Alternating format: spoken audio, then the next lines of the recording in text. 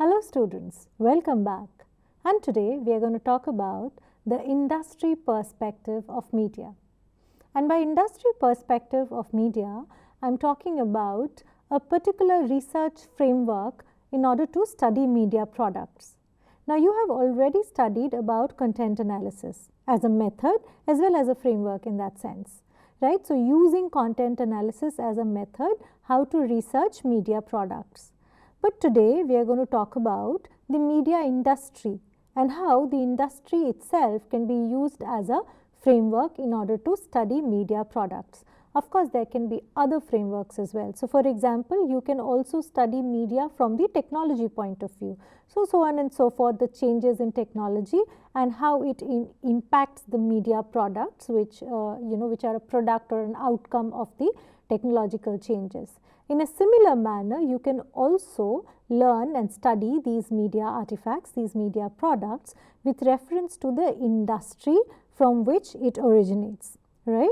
But apart from talking about media industries as a research framework, first of all, in this particular lecture, we'll also talk about what is this industry, and if a particular media students want to learn, want to study media industry, what are the areas or as a matter of fact want to research within this framework of media industries, then what are the elements, what are the ways in which the particular research can be pursued. Let me tell you that in the scope of this lecture, I am going to often reflect upon and I am going to often talk about the Hindi film industry. Now, of course, when I talk about media industries and particularly media industries in India, each one of the media artifacts, so be it television, be it radio, be it cinema, all of these have their own industry modalities, and these modalities are ever changing. So, therefore, you can definitely pick up any of these media platforms and then talk about the product of these platforms with regard to the evolution or the changes in the industry and so on and so forth. In order to explain this to you, as in how to use the industry as a framework, I will particularly take the example of Hindi film industry, of course, because that's my area of research, right? So, say suppose you're going to talk about Hindi film industry. So, in my own research, I have often compared how the industry kind of changed the Hindi film industry vis-a-vis prior to the globalization, that's the LPG, the entire globalization which happened during the 1991, early 1990s. And then I can also speak how the evolution of the industry, how the industry kind of changed once again in the new millennium with the corporatization and so on.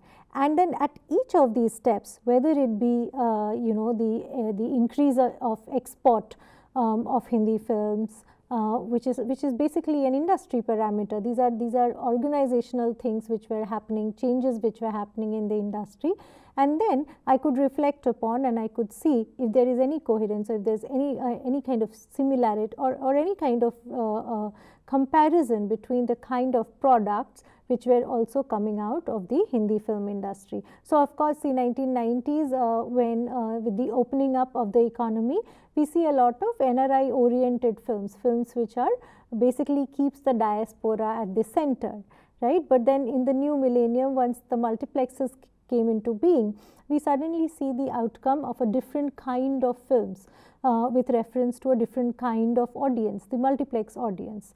And of course, with the arrival of OTT once again. So, these were all, of course, there were also technological changes. So, OTT of course can be looked at in the purview of technology, but these were also changes in the industries which were operational. There were also definitely policy changes. So, as I said, there are various other frameworks. Even if I am talking about industry, even business policies can be a framework to study media artifacts. So, there were definitely policy changes, but the industry itself was rapidly evolving from the new millennium, and definitely if you study at length, so you can merge content analysis with kind of a study of the industry framework and find that each of these changes in the media industry or the way the revenue is earned, the evolution of this kind of definitely impacted the kind of media artifacts which were coming out of the industry. Of course, when I explain the business models, it will become a little more clear to you. So, if I talk about the business models, what is a business model? A business model is that, see, all of these media products, be it television news to television entertainment programs, general entertainment, GEC, that's general entertainment programs, or cinema, movies, as a matter of fact. All of this definitely are product of art, but then they also need to do business, and therefore a sustainable business model is very, very important for these products to exist in the market, correct? So, of course, you can make a film because you as a hobby, but that doesn't work all the time. So, even if me or you tomorrow have decided to make a film, at a very preliminary basic level, we need to figure out a business model with regard to how to earn profit from that film. Now, all media companies, and here I am not kind of segregating between media companies vis-a-vis television or film or all of these. So, I am not segregating, but all media companies actually remain, and they make money in 5 different ways, right? I am making it as simple as how they make money. And what are these 5 different models? And we are going to, of course, speak about each one of them. So, let us look at the number 1. What is transaction? Transaction is simply where you sell a product and then you ask money for it. It is a simple transactional business model when you price the information you produce and then sell it, right? This is most significant case for this is when you have more extensive, more distinct content, right, that can stand on their own. So, often in YouTube and all, you will find that you can buy a film or you can rent a film for paying a particular amount, right? You can buy a film, or you can simply go and buy a DVD by paying a certain amount. So, that is basically transaction. You give money for the product and then you kind of own the content. So, this can be in 2 ways in contemporary times, which is usually very popular. Number 1 is download, right? So, you pay a certain amount, you download the product and then the product becomes yours. Very similar to how you go and then you purchase a DVD and then the film becomes yours, so to say, right? That was the age-old model. Now, more than going to a physical store and buying a DVD, we simply have access to a permission to download it, and it becomes like a part of our collectibles. The other way around is pay to unlock, right? So, we pay and then we unlock for you to watch a film. This can be permanently downloaded if you have access to it, or this can be for a limited period of time where you just watch, where you have access to the content for a week and so on and so forth.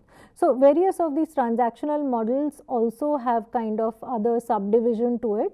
Nonetheless, transaction is something which is still very popular and very existent. It exists in various media markets.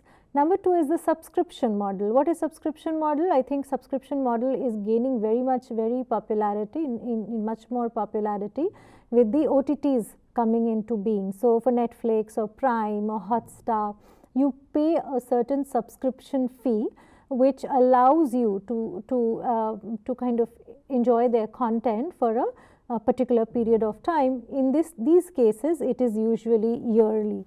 Now, what is interesting with the subscription model is that if you have a subscription model, you are almost like a loyal customer, right? So, if you have subscribed to Netflix, you are a very loyal customer to Netflix or a Hotstar, and in fact, it's a year-on-year thing. So, you then next year again subscribe for Netflix and so on and so forth. At the same point of time, it's on the onus of, in this model, it is on the onus of the media entity, media company, whatever you say, to also ensure that there's a regular flow of content, number 1, and this content kind of is regularly updated, right? So, in fact, the YouTube is kind of have all sorts of models within itself. So, it has transaction models, so where some of the content you can download by paying a certain amount of fee, a film and so on. Certain YouTube channels also ask you to pay a subscription price, similarly of course the OTT channels like Netflix and Hotstar kind of also asks you to pay a particular amount for you to subscribe to these channels, and often there's a fear of missing out, because of which many viewers like us kind of subscribe to these channels. So we kind of, there's some new content which comes up and we don't want to miss that content, right? The third way of monetization is licensing. Create the content and then license the right to other media companies. This is a very, in fact, this was very popular even before, you know, before because people used to, like, you make a content basically, and then you sell the rights of that product to, say, suppose other media companies. This is simply licensing. The right to a film belongs to the people responsible for making it. So I can sell my right for you to show my film and so on. So this is known as licensing. A public screening license is required if a film is to be shown in public. So these three models are actually very popular. That is the transaction model, the subscription model, and the license model. In fact, the other two models I'm going to talk about has also become popular in the contemporary times. That is, number one is content marketing, right? So you are creating a product. So for example, I am shooting a film, and then I decide to incorporate or market some other film or some television show in my film. So that's content marketing. Or of course, I can market a particular product, right, in my content, in my film. Kind of, this is, it leads to a financial gain. This kind of model is content marketing, and of course, content marketing is an age-old phenomenon, but we can see increasingly many films, many television products are kind of going on with content marketing.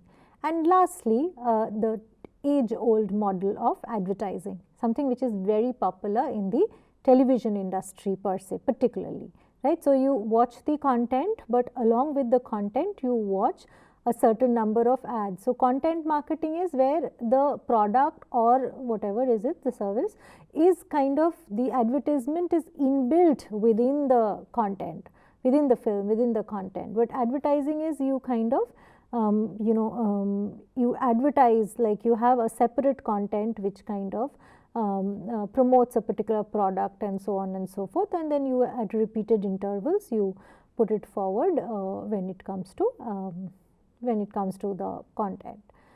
Now the question is, say if I'm going to study film now, because I'm also going to talk about how to use it as a framework. So for example, when in my work I was studying cinema, I was looking at the kind of models from which a contemporary Bollywood Hindi film would earn revenue.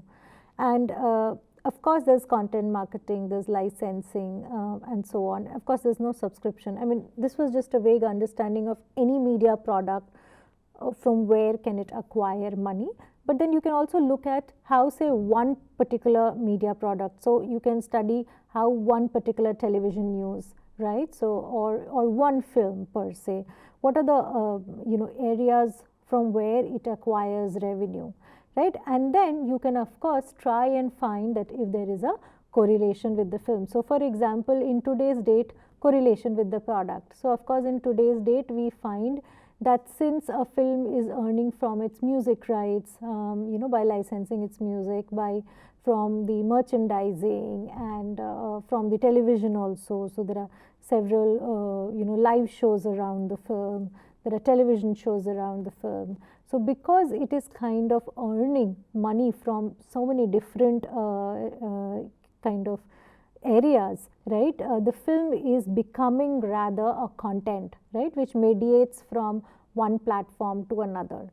Now, of course, this is kind of a grand theory which I'm talking about, but then such reflections can be drawn upon contemporary media artifact, keeping the industry framework in mind. That's the point which I was trying to make.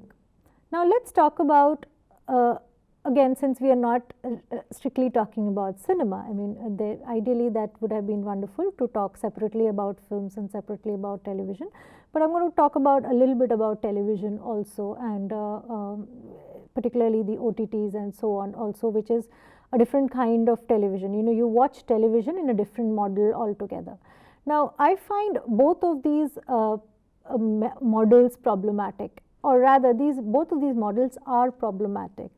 let's talk about the first model, that is the advertising model, which is very, very popular in television, right? These are the two models which are popular particularly in television, that is advertising model and the current subscription model as well.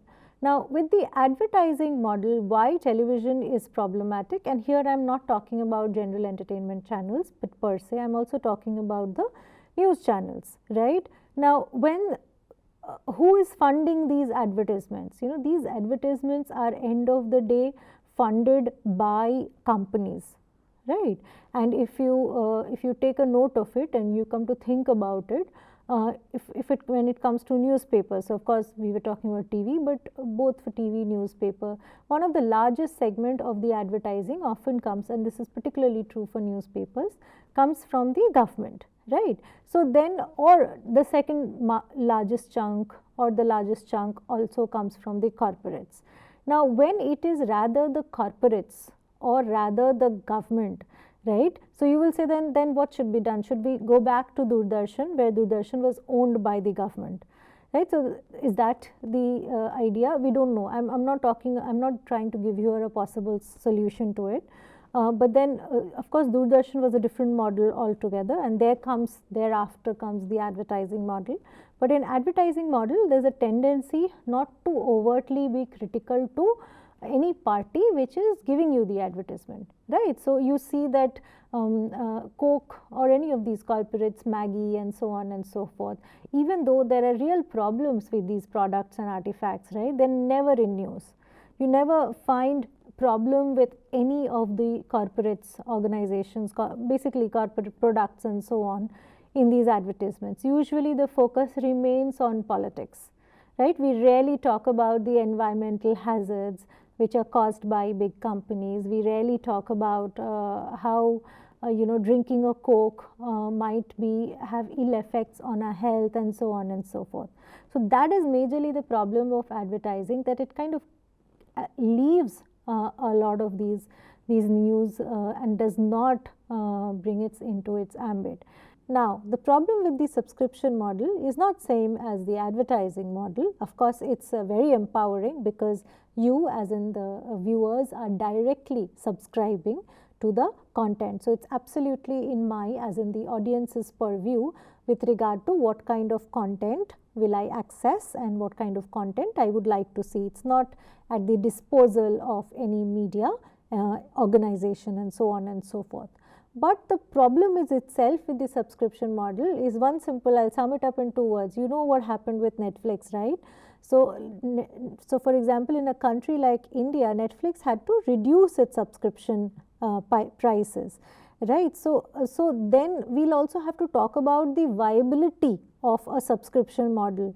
Is the customer in India is willing to pay that much, in order to subscribe to a particular channel? And now with the numerous channels, with these number of OTT channels, some specializing in entertainment, and I'm sure there will be other OTT channels which are just coming up.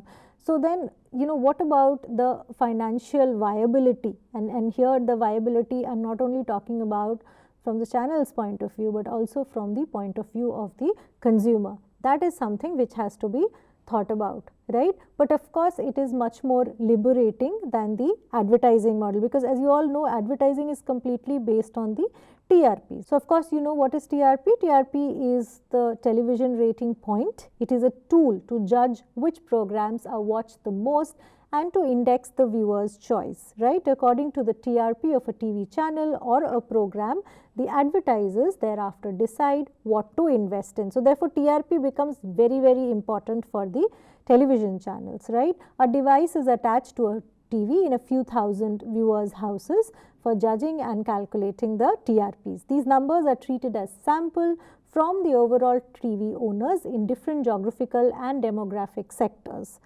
These devices and therefore are measured and recorded, and therefore it is gauged at which particular primetime news or which general entertainment show, which show is basically popular, and based on that popularity these channels then get advertisers. But then what happens in this kind of TRP ball game?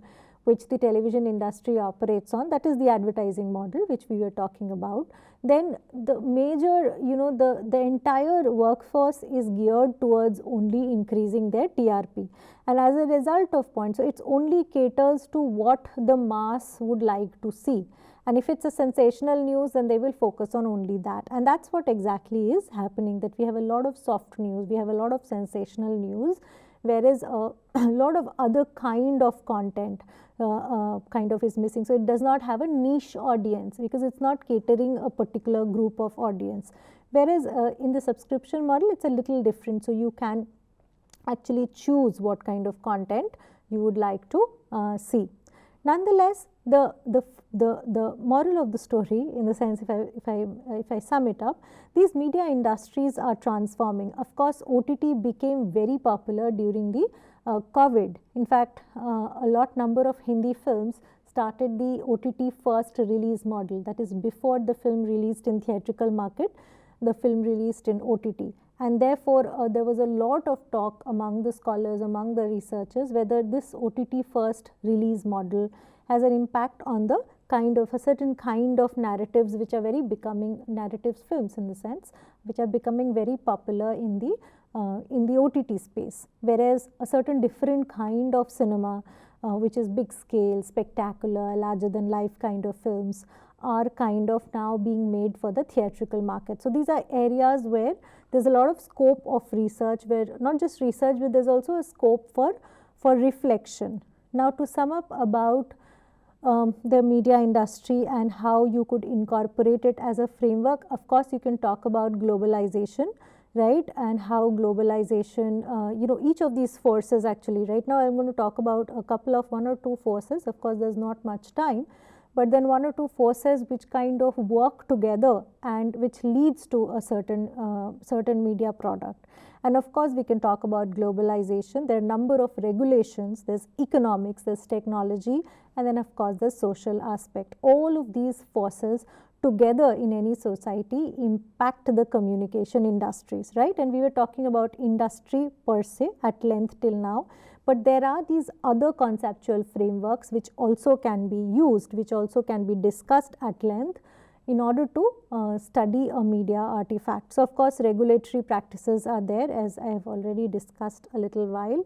There's also economics, we can also include economics in the ambit of media. So, of course, when 1990s liberalization, globalization and the privatization happened, which was completely economics, which had nothing to do with cinema, which had nothing to do with films, it led to a lot of different kind of media products into the market.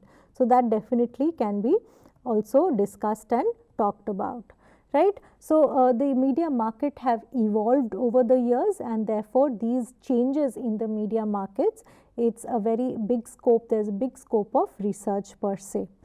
And therefore should be reflected upon as a research area. And I would like to conclude with the fact that why such market research is important, because there's a tendency among us scholars that we only look at media from the perspective of the content. I'm not saying all of us are doing it, but particularly among the students, I have seen that there's a tendency for looking at media representation. But any sort of representation, right, there is a certain number of forces which work also behind these media artifacts. So, be it technology, be it of course the government policies, be it the society, or be it the industries. There are a lot of these forces which together culminates in these media artifacts, which then can be looked at via the lens of what it represents and so on and so forth. So, therefore, I believe that this is a very important perspective to be adopted by researchers who would like to study media in the course of their studies. Thank you.